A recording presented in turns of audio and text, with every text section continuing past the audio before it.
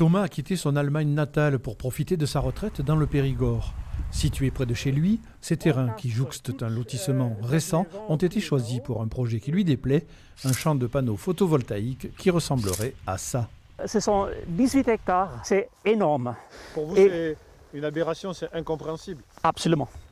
Ce que défend farouchement ce citoyen, c'est l'environnement et surtout la petite église de Montbosse, trop proche, selon lui, du futur parc solaire.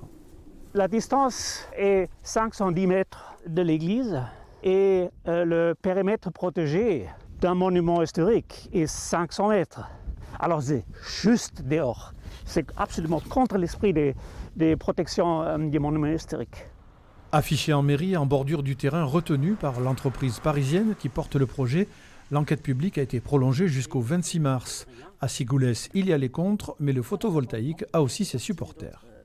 Il y a un impact visuel, c'est vrai. L'église de Montbosse est un bel endroit et je ne pensais pas qu'on voyait le parc depuis l'église. Puis il faut bien les installer quelque part, ces parcs photovoltaïques, pour en profiter. Produire de l'énergie propre ne rencontre pas forcément de la résistance partout. C'est le cas à la Chapelle-Gonaguet, sur un terrain, il est vrai, plus simple à convertir en site industriel. C'était une ancienne décharge et donc ce terrain n'était pas valorisé. Donc aujourd'hui c'était un endroit en fait qui n'était absolument pas exploité, que ce soit sur le plan naturel ou sur le plan agricole. Donc c'est plutôt perçu comme une opportunité. Selon la préfecture, le département compte déjà 10 sites photovoltaïques actifs, 3 autres sont actuellement en travaux, des panneaux solaires qui occupent une surface totale de 115 hectares.